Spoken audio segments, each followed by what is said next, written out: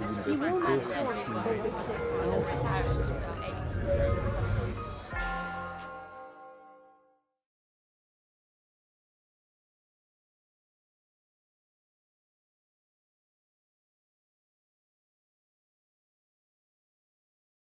name's Ed Lawless. I'm from the British Museum and specifically the Samsung Digital Discovery Centre.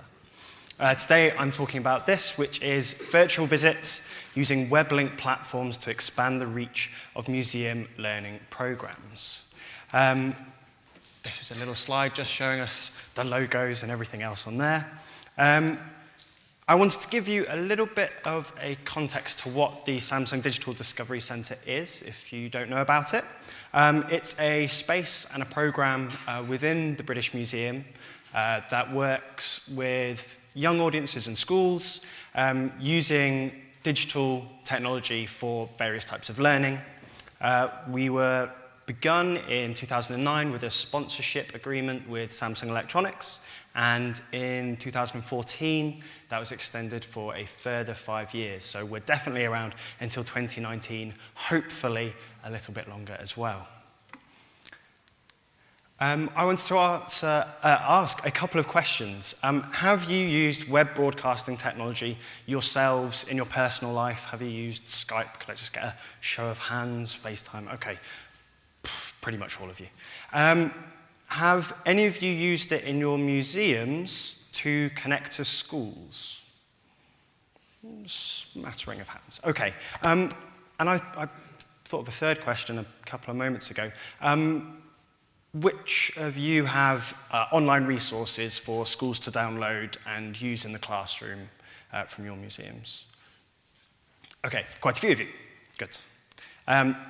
Hopefully then this talk will be useful for some of you who are already doing webcasting to schools or potentially might want to use it in the future. This is the structure of the presentation. I'm going to start with the problem that we had. I'm going to tell you about our solution.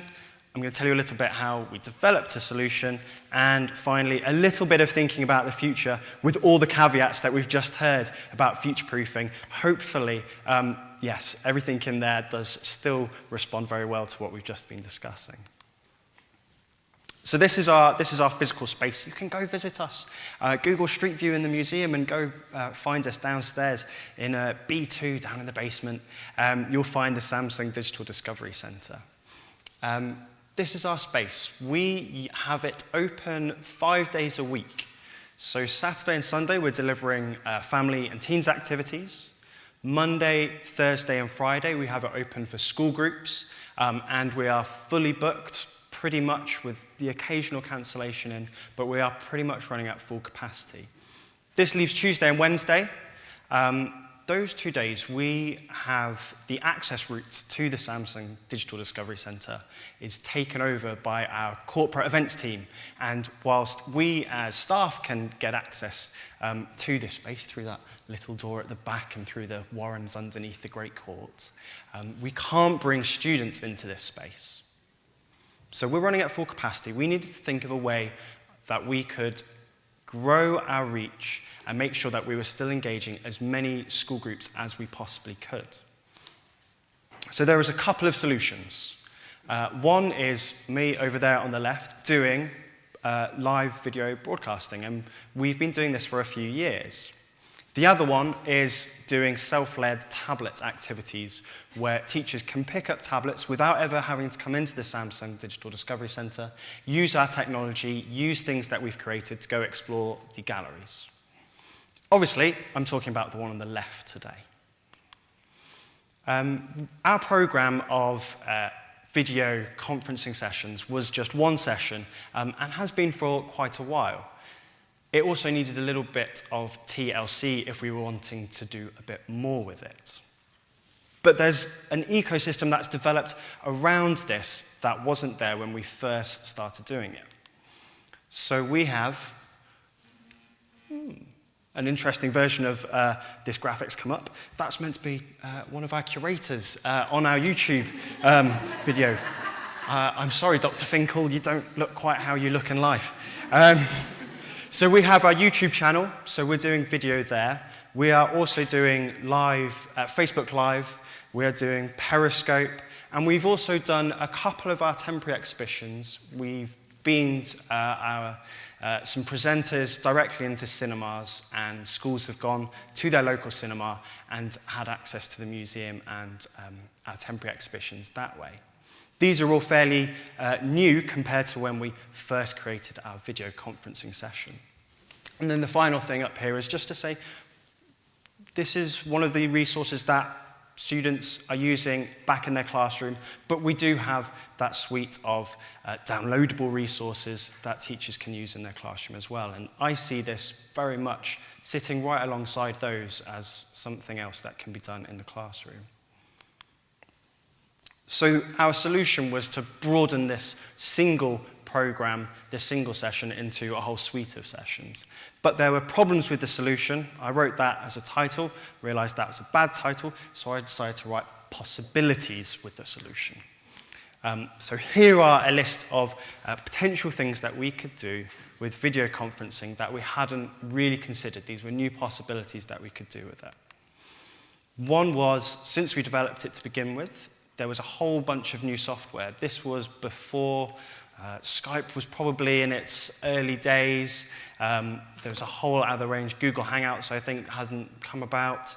A bunch of these were new, and we needed to go away and see which one worked best for us. I must say the software that we were using, nothing to do with Samsung, and the one that we had chosen was incredibly bad and very unreliable. So we definitely needed to find something new and something that worked. There was obviously curriculum changes that we needed to take account of. So one of the sessions we've developed now is called Peek into Prehistory, and obviously is about prehistory and responding to that change to the curriculum. There's obviously a whole bunch of new collections research that we can draw upon that's been happening at the museum over the past few years.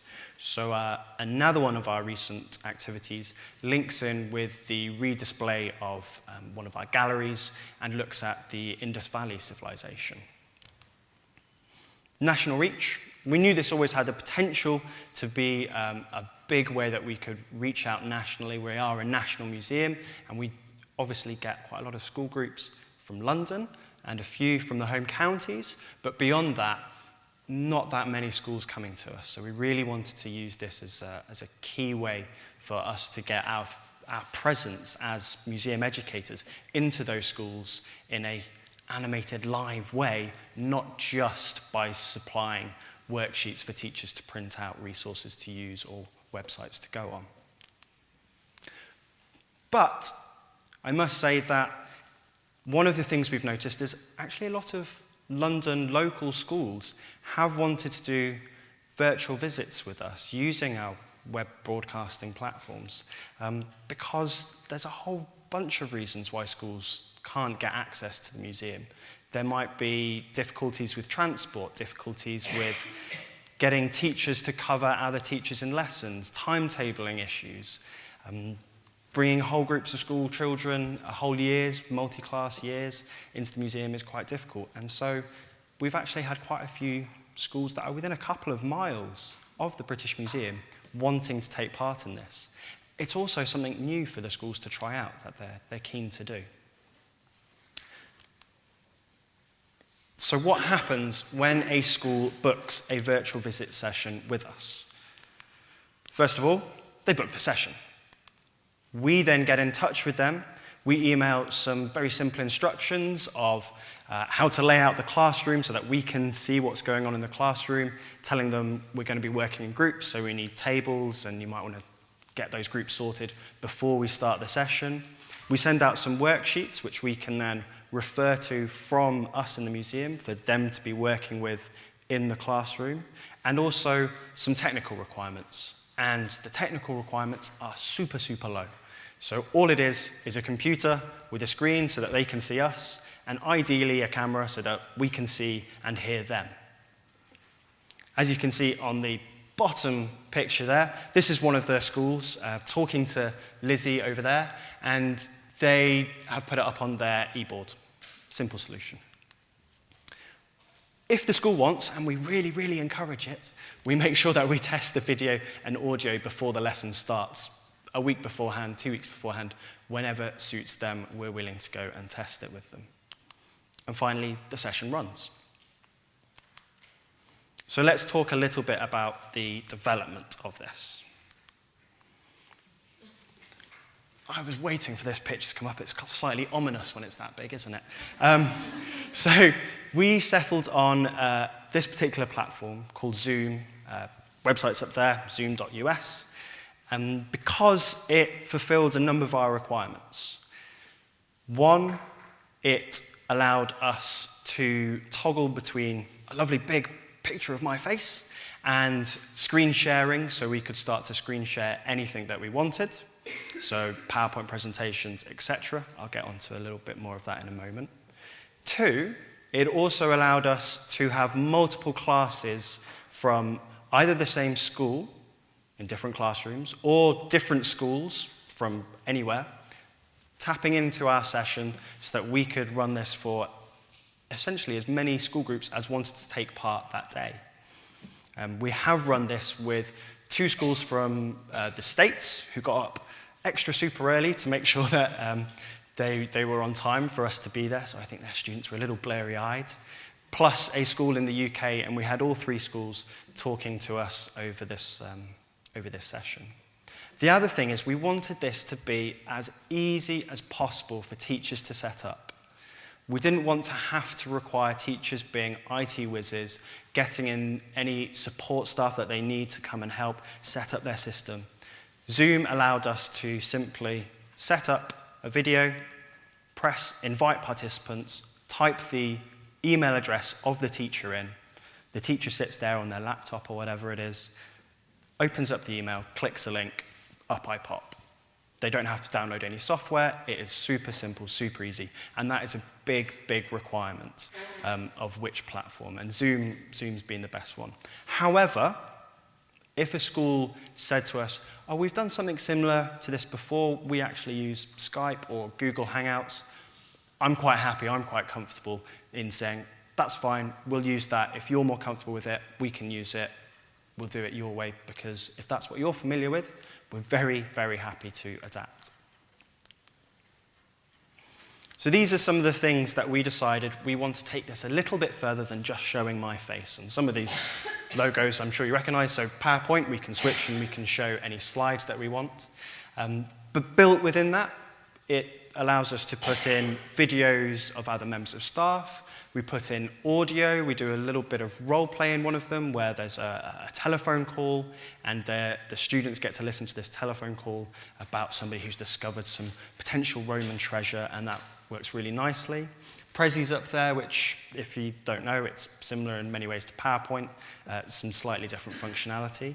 Sketchfab, I was going to have to talk a little bit about, but we've heard loads about 3D modeling and things today, and we saw Sketchfab website going up earlier, so just to say, we can show some 3D models through this, and we can manipulate those objects like we've been talking about earlier. Kahoot, I wanted to just get a quick show of hands. Has anybody used or heard of Kahoot before? 1, 2, 3 people. Kahoot has been something we've started using in our on-site program, and it is a very simple quiz tool. You'll notice that I like very simple things. This is another example of it. If you want to do a very easy digital quiz, go to Kahoot, check it out. It's massive in the States. They have about 50 million monthly users. They're in tens of thousands of schools in the USA are using Kahoot. It's really big over there. They're really keen to be working with museums. So we've got a very good relationship with them, and they want to know how museums and other learning institutions want to use their software. So you can always get in contact with them, and they'll be more than happy to respond with any questions. Although you may well find you don't have any, it is that easy to use. And finally, virtual visits. One of the things we like to show the students is physically where we are.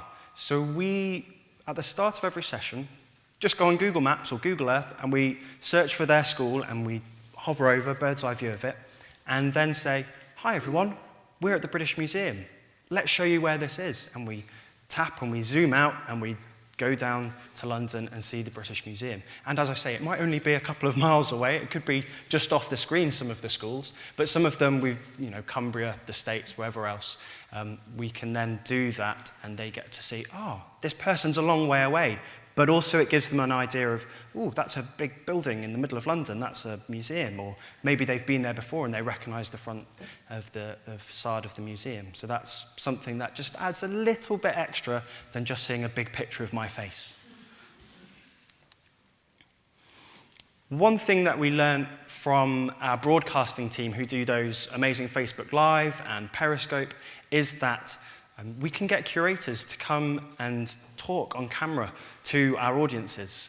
Now, curators, you may know, are quite scared of children. I've never seen adults quite as scared as a curator is, especially if they're bringing objects in front of children, very dangerous territory for them.